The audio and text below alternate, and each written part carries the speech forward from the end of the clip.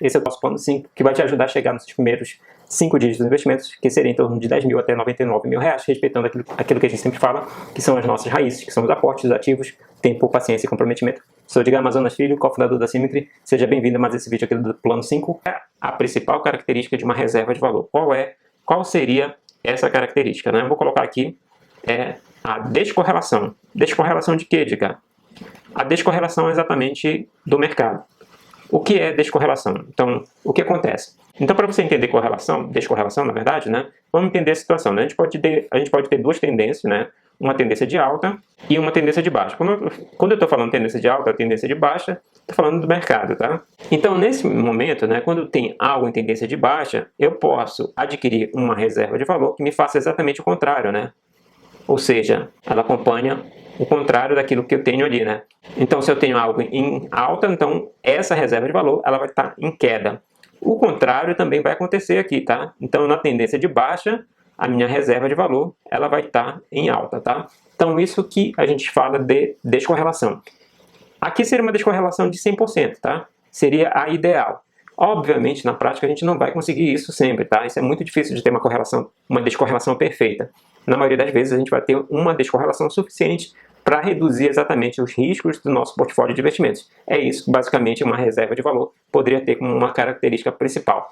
Por exemplo, a gente falou nas criptomoedas, mas nem sempre as criptomoedas elas vão ter essa cara. Nesse momento, a gente ainda não tem exatamente de forma clara que a descorrelação das criptomoedas acontece no mercado de ações, tá? Por enquanto, a gente ainda tem uma situação, um mercado de criptomoedas ainda meio que especulativo, tá? Para não dizer muito especulativo, tá? Mas existem outras possibilidades que eu vou mostrar aqui para vocês. Então, quais são esses exemplos de ativos que a gente tem, tá? O primeiro e mais antigo deles é o ouro, tá? Você pode estar se perguntando, Edgar, como eu adquiro o ouro, né, no caso, tá? Existem algumas possibilidades, existe a possibilidade do ouro físico, eu nunca recomendo, porque a gente já sabe onde a gente está morando, a gente mora num país arriscado, né, que guardar ouro em casa é complicado. A outra possibilidade, moeda forte, no caso que eu representei o dólar, pode ser qualquer outra moeda forte, mas qualquer melhor que o dólar não tem, né? Tem algo parecido, que é o euro, né? Tem a libra também, esterlina, então existem essas possibilidades. A terceira possibilidade que eu coloquei aqui, criptomoedas, tá? Como eu falei, as criptomoedas ainda têm aquela questão especulativa que ainda dificulta você trabalhar ela como reserva de valor.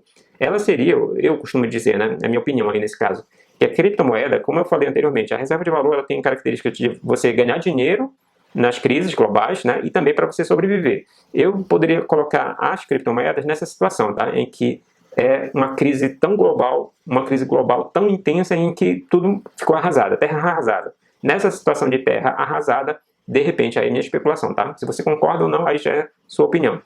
Eu acredito que nessa situação de terra arrasada, as criptomoedas seriam a salvaguarda aí da população, né? Mas seria uma coisa bem específica. Algumas dicas bônus aqui que a gente pode ter aí para você, tá? Eu separei duas, tá?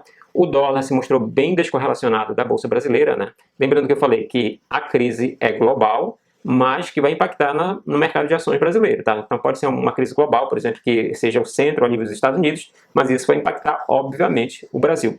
Então, nessa situação, o dólar ele se mostrou bem descorrelacionado da Bolsa Brasileira. Lembra que eu falei que um requisito interessante para a reserva de valor é essa descorrelação entre o mercado de ações, mercado de renda variável em geral, e a reserva de valor, tá? Nesse caso, o dólar funcionou bem. Um outro detalhe, o ouro se mostrou bem descorrelacionado da Bolsa Americana. Essa descorrelação, tanto do dólar quanto do ouro, repetindo, não é 100%, tá? É apenas uma descorrelação suficiente para reduzir o risco do seu portfólio. E sempre quando eu estou falando em risco de portfólio, eu estou relacionando à questão da volatilidade. Espero que você tenha gostado. Se gostou, não esqueça de deixar o like, compartilhe com seu amigo também, ou amiga que também está querendo chegar nos primeiros 5 dígitos e de repente aí precisa desse primeiro passozinho, né? Como é que seria o passo a passo para investir tanto no Brasil quanto nos Estados Unidos. Também não esqueça de se inscrever no nosso canal e ativar as notificações. Vejo você amanhã.